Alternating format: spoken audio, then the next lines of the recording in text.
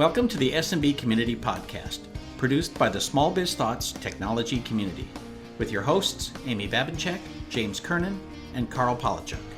We are dedicated to making every IT professional a successful IT professional. Hi, this is Karl Palachuk. Welcome to another SMB Community Podcast. I'm joined today by Corey Munson from PCMatic, and the topic is, what if nobody returns to the office? Opportunities for MSPs. So Corey is Vice President of Sales at PCMatic, developers of the only endpoint security software developed and supported exclusively in the US. In his 15 years with PCMatic, Corey has helped lead the company's rapid growth in the consumer market, introduction into the channel, and continued B2B market expansion. Prior to joining PCMatic in 2005, Munson spent 8 years with Gateway Incorporated, including 4 years leading competitive intelligence operations. Welcome, sir. Thanks, Karl. It's great to be here. So Gateway, this is the Gateway computers with the cows on the... Did you ever own a cow-spotted box with a PC in it? I did not, but I had a client, a pretty good-sized client that used to order them 20 and 30 at a time. And I will never forget, as long as I live, that you may not know this. The UPS drivers always delivered the boxes and then lined them up so that the patterns matched. I think I had heard stories like that. I was oftentimes on the other end of the phone when people were calling to order their PCs. So it's also, it tells me the generation gap that I'm increasingly dealing with as I'm speaking to crowds. When I mention Gateway and my connections to Gateway, some just give me blank stares. Others remember ordering a PC directly from Gateway. So right, yeah. Well, it was quite a generation, I'll tell you. So that's right. So now you're with PCMatic, which actually, I mean, been there since 2005, so it's not like it's a new thing. So no, we've been around for 20 years, and our current CEO and founder of the company was a senior vice president at Gateway. So his responsibility at the time was he was over sales, support, and global marketing for what at the time was a very, very big company. So I was part of his organization there and been with PCMatic for 15 years, but PCMatic itself been around for 20 years now. And where is it located? We were all virtual. So we're all scattered across the country. Okay. We've got roughly 50 employees. Got a big network of folks that are down in the Myrtle Beach area near where our CEO lives. I'm here in the Midwest. We have some of our original founding employees that were also Gateway employees. So as you may remember, Gateway was a Midwest company. So many of us are still here. It's interesting. So I naturally just have taken to asking people where the company is, not where you are, because nobody's, anywhere but home right now. But so you guys are totally virtual, like you get 50 employees and essentially a virtual business. Totally virtual. We've had a lot of conversations lately from business owners of all sizes wanting to know how we've made it work. And I tell you, we really didn't break stride. This was a matter of us adjusting to what was happening with our customers and our partners more than it was any adjustments we had to make internally. Well, and it's interesting because it's a multi-layered process, because most of your customers are, at least in the IT channel, they're used to working remotely and doing stuff with cameras and all of that. And their clients are less used to. So it's sort of like, some of the technology that other people think is absolutely amazing and brand new and spectacular, we've been using for 15 years. So. Exactly. Very cool. So tell us about PCMatic and this concept about, what happens if nobody goes back to the office. It's been something we've talked about for the last, 2-3 months, and increasingly we're having conversations with, I had Jay McBain on last week and we discussed this topic, and your friend and mine, Dave Sobel, and I were talking about it just yesterday. I think we're at a really unique point where we've moved now with this work from home workforce from this triage phase, as Jay McBain calls it, to kind of this, what I'm going to say is a coming to grips with reality stage. the fact that we've got all these folks moved home, but now there are massive security holes left in the wake. There's, coming to terms with the fact that a large percentage of these people are using their own personal devices. And at least in a recent survey we did, suggested that half of these people have no IT support from their current employer. So as someone who works side by side with MSP partners all day long and trying to help them identify opportunities, it seems to me that now that we realize this is more of a long-term issue with work from home, that there's a big gap here to be filled, and quite possibly it's an opportunity for MSPs. And so how does PCMatic fit into this? I mean, let's say better than the competition. There are a couple things there, and this is really based on, I think, what we've known all along, but in having conversations with our MSP partners, what we're hearing is what they were able to do during this triage phase with our product was more easily migrate workforces home, knowing that we had a really simple to deploy, very easy to manage product that would offer not only visibility into these endpoints that were now at home instead of in the office, but also add in a new layer of security. We take a default deny approach to the way we lock endpoints down, a little bit different than traditional antivirus. So it was the combination of the ease of use, the flexibility in being able to deploy, the visibility that it offered, and the increased security. Seemed like a really perfect fit and a perfect tool for these MSPs that were trying to address this. So, and do you think the virtual nature of your own business is related to how you developed the product? I think there's elements of that. You know, we always take it to heart. We're still small enough and nimble enough, Karl, that whatever feedback we get, internal, external, partner feedback or otherwise, we're still small enough and nimble enough to put that into action right away. It's not something that goes onto the roadmap and then 3 years later we launch it.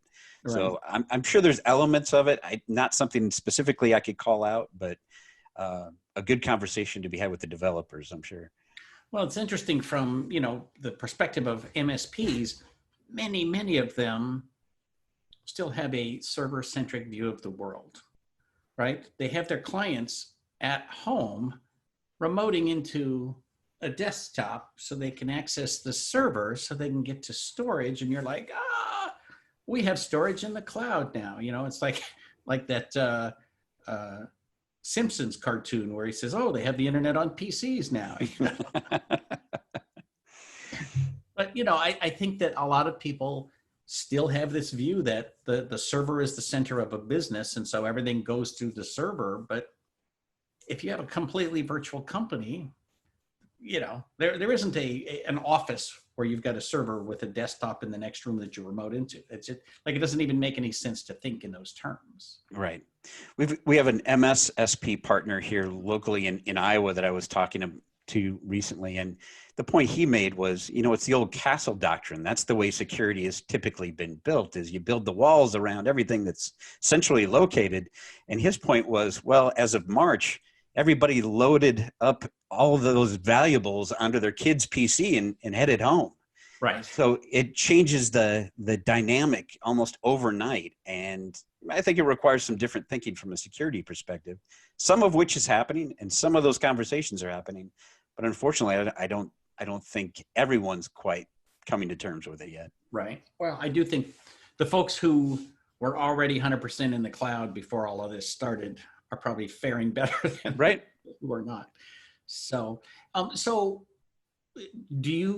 you seen an uptick in problems with folks working from home, like because they're working on older machines, slower machines, stuff where the operating system can't be secured completely? I think there's a combination of things we've seen, and some of this is firsthand feedback from customers and partners. Some of this is anecdotal. Firsthand, one of the things we address with our product is we offer a suite of tools for RDP management, and the remote desktop protocol, as unsafe and unsecure as it is, unfortunately has become a real piece of the work from home strategy for a lot of companies in a pinch here. And so increasingly, I think we're seeing that become a bigger and bigger piece of the attack vector as it relates to work from home. And one of the reasons we really pay a lot of attention to trying to manage it.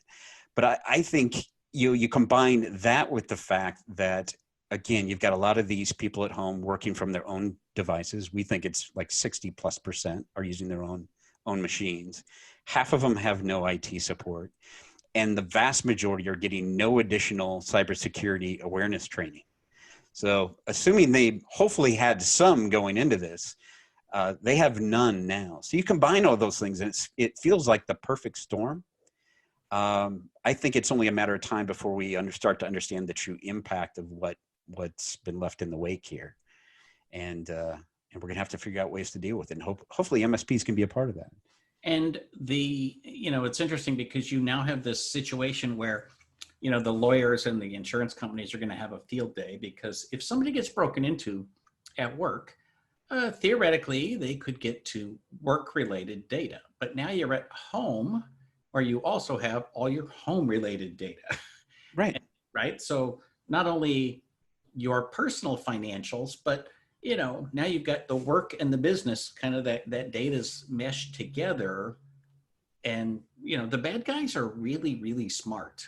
I mean, today they're well-funded and they are just incredibly quick at turning around attack vectors and figuring out, where the new holes are and what the new strategy is to break into them. And it's really something. If there's money to be made, they'll find it. If it's profitable, they'll keep doing it. It's why ransomware has become what it is. To your point about the kind of convergence between personal and business data, I think one of the fascinating things that's going to have to be addressed here going forward is if we think, I've heard 30%, maybe 40% of those that have had to migrate to work from home are now staying there. They're not going back to the office. All right, if that's truly the case, then how does that work from an IT help desk standpoint or from an MSP standpoint in terms of, again, we think 60% are using their own devices. Where does the line get drawn between how much help can be provided on a personal device, and where does that get cut off? And it seems like there are HR issues and a lot of other things to unpack there. But I think this is all a part of the bigger challenge. And if MSPs can wrap their heads around how to bundle this all together, I think there are going to be some business owners that are in desperate need for a complete solution about how to tackle this. Right. It's also interesting. I was just preparing a video about, there's suddenly money available for certain things that there wasn't money available for before. And part of it amounts to, well, before you weren't making a really good argument to the client of why you needed to spend this money. And so they've got every excuse in the book, but at the end of the day, they didn't see the need. And now suddenly they see the need and the money is magically available, right? So, it's kind of an interesting, different world, but there are so many more challenges now than I think we've ever seen, because the bad guys are smarter. And I think that viruses and ransomware are now something that the end users actually care about. They didn't used to care. It literally like, oh no, that's Corey's problem, right? Let Corey fix the viruses. Now it's like, oh wait, nobody can get to any of the data and they want thousands of dollars to give us our security key. Like maybe it is my problem. I think you're spot on, Karl. I mean, one of the things that we advocate across all of our partners is as we try to help them go out and engage their end users, is to stop these conversations about speeds and feeds. This is about business continuity, and ransomware being a headline now, it's easier to tie to that business continuity. But unfortunately, we still have partners that want to go out there and talk about speeds and feeds and each individual part of their security stack and trying to relate all that to their customers. When in reality, these customers, right now, they're worried about making payroll. They're worried about keeping the doors open. They're worried about figuring out, making sure that their employees can plug in from home on a regular basis and do it securely. We need to speak to those folks in those terms And that's what we're really trying to help our partners understand. So let me take a step back and have you talk about PCMatic. Exactly what is it? You know, which pieces of security are you taking on, and how do you do it? Sure. There are a couple different flavors. Really, the foundation of our product is an endpoint security solution that's all based on zero trust and default deny. We drop an agent down onto the endpoint and we monitor for executables. Anything that attempts to execute that's not on our whitelist of known good, we will block it from executing. The real difference, and a lot of folks have gone down that road before and tried to implement things like that, it's just too hard to deploy. It's too hard to manage. So we've really incorporated two pieces that we feel like go a long way in automating that. One is we have a baseline list of all the known good that we've tracked over the years. So instead of just simply dropping this tool into the hands of an IT administrator and say, great, go build this, we at least have the starting point of all these known good applications to build off of. The second piece is if anything is ever blocked and we don't recognize it as either a known good or known bad, we automatically push it up to the cloud to our research team who will touch it, turn it around, usually in a matter of about 15 to 20 minutes, make a determination that's then pushed out globally. Wow. So as a solution, it becomes one of two possibilities as part of a security stack. It's either a replacement for a traditional antivirus, and we have partners that are doing just that. Or in other cases, it becomes a bolt-on solution to whatever you're currently using. And more, we've seen this pick up traction in just the last year. NIST, CMMC, there are a lot of compliance and standards that are coming down that are going to require something like this be in place. And there are a handful of companies that are doing it. We feel like we do a better job of it and make it more practical, even for the smallest of IT shops. All right. So define endpoint in your discussion. Sure. In our world, we're talking about Windows PCs. We do have a Mac product as well, and we have an Android product that's on the roadmap and being built out. But the primary focus as of right now are Windows PCs and servers. All righty. So folks deploy this, and is it on a what I call a managed service model, which is I buy 10 or 20 or 50 licenses at a time and deploy them as I see fit? There is no minimum entry here. So you're going to go seat by seat on a monthly basis. At the end of each month, we'll basically ring up however many endpoints you're deployed out to, and that's what your invoice is going to show. If you've got more or less on the next month, you'll see the invoice reflected accordingly. Pricing typically starts south of $1, usually closer to about 83 cents per endpoint per month. And then we get into some pretty deep discounting based on volume from there. But it's become a nice high value, high margin piece of a lot of security stacks.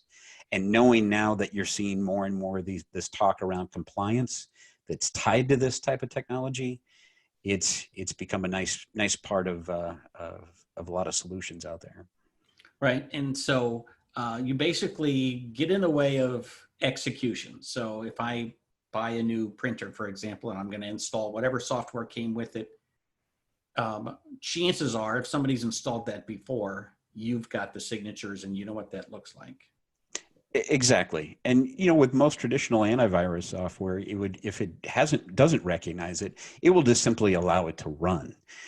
What we're doing is if we don't recognize it and haven't already identified it, we'll have somebody actually touch it, push it back out globally and make that determination. Same to be said if it's something proprietary, it's something one-off that one of our MSPs may have a customer that's running something like that, we can add that to the list locally immediately, so there are no issues with false positives there. But we also have an ongoing mechanism that they can constantly add to that list on the fly and not have to worry about anything slowing the process down. So if I'm the IT service provider, I stick in a USB or whatever, and I start loading something. How does it work? Does it come up and say, hey, nope, I don't recognize that? Do I need to put in a password to allow it, or what do I do? Good point. So the end user really sees nothing other than the icon down in the system tray. This is simply an interaction between either the MSP that's managing this or the IT administrator that might be managing.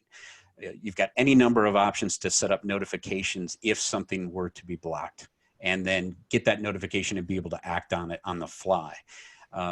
We've had conversations with partners who have received notices on their phones, because this is a cloud-based management console. You log in from any internet accessible device. They get a notice that, somebody in accounting is getting something blocked. They're able to override that and add it locally to the good list within a matter of seconds, if not maybe a minute or so. And that traditionally has been the knock against this approach, is we don't want to shut the production line down just because there's a false positive. And as long as there are good mechanisms in place for notification and dealing with it, I think it's being recognized for the value it truly brings. So how do you prevent the situation where basically, they use social engineering, right? They say, oh, you've got this wire transfer, click here for the instructions, which are in this handy dandy zip file, which is really an exe, right? I click it and I'm like, I want to open that. And they're like, do you let me open it? We would actually let you open it, but we're going to catch that at the execution at that point. So, this is a good example of where this is an important part of an overall stack. You definitely still need that cybersecurity awareness training in there that hopefully is going to prevent those clicks from happening, but we all know that's not foolproof. This is that next stage. If they do click on it and something does attempt to execute, being able to catch it there. So we don't see it as a replacement for the need for that kind of training, or a need for taking the place of a need for a good backup strategy. It's simply another good layer to any solid security stack. And you put a big screen that says, okay, you're an idiot. Like, you really shouldn't have clicked on that. Let's have a discussion, or go back to training, or. We haven't made that step to do that interaction with the actual end user. Our concern is more making sure that whoever's trying to administer this has everything they need, and it's super simple and super intuitive. Is it depressing to be in this industry? Because it seems to me like it would be really depressing. It can be, but I think there are a lot of good people in this industry that genuinely want to help. Sometimes you wake up and you feel like you're up against a big mountain of a problem that can never be overcome. But I think there are people that genuinely think that we can make some progress here and help companies that want to protect against this. And look at any headline that talks about ransomware. Unfortunately, there are small businesses that are being shut down because of this stuff. Oh yeah, well, and whole cities. I mean, right. And unfortunately, a lot of it is due to lack of education on the end user part too. So that's one of the things we really take a lot of pride in is trying to be out there, being a part of the conversations of the bigger conversations about the solutions. We'd love for people to point directly to our product as part of that solution. Don't get me wrong. But more importantly, we think it's good that the awareness is out there and people are actually talking about it and helping our MSPs facilitate those kind of conversations too. Cool. Let me take a break just to allow you to give us your contact information. How do we get in touch with PCMatic? One of two ways. You can go to PCMatic.com/MSP, or feel free to drop me an email directly at Corey, COREY, @PCMatic.com. Very cool. So if I'm using this tool, how long does it take for things to get updated? Like let's say Bob in another country, in another side of the United States has introduced something new. How soon, is it really 15 minutes before I can put in the same disk and it'll be whitelisted? In many cases, it's actually less. And that's one of the things we constantly work to improve on. So if it is unknown, it's getting pushed up to the cloud to that research team who's actually getting their hands on it. We have cut the amount of time down that it takes them to then push that out globally as a definition. It's well south of 15 minutes. The number I heard recently is about 5 to 6 minutes. And is that, folks in South Carolina just like sitting at desks getting alerts? Anybody that has the agent installed on it would then benefit from whatever definition was just pushed out. All that being said, at the same time, that administrator always has the ability to override if they recognize this as being something that's good. If they recognize it as something that is one-off or proprietary that should be running, they don't have to wait for us to take action on our side. And is there I guess a delay? Like if I'm running my computer and I'm going to be executing stuff all day long. Are you constantly like going out to the cloud and saying, oh, that's Word, that's Excel, that's PowerPoint? Fortunately, one of the things that most of the security products are evaluated against any number of measures when it comes to AV test or AV comparatives. One of the things we constantly rank very, very well on is the performance impact on the endpoint.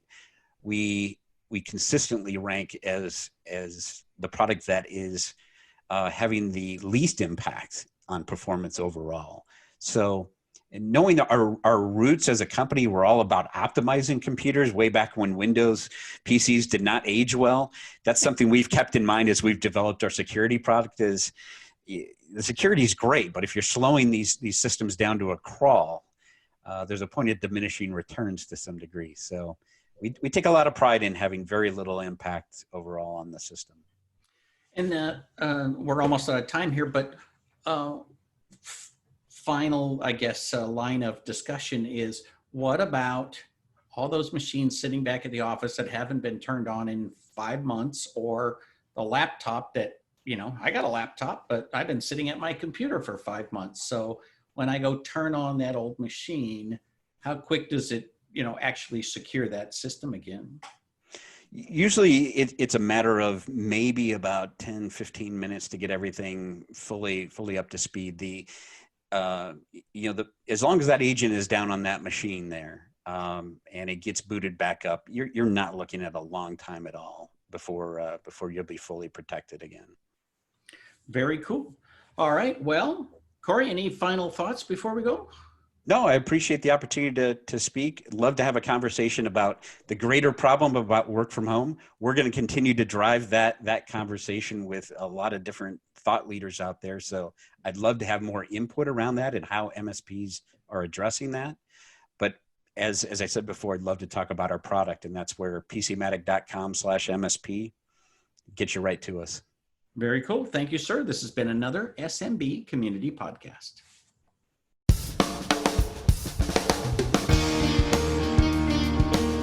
Thank you for tuning in to the SMB Community Podcast. If you found this useful, interesting, or fun, please subscribe, share with your friends, and give us a thumbs up on your favorite social media. Please check out the show notes at smbcommunitypodcast.com and give us your feedback.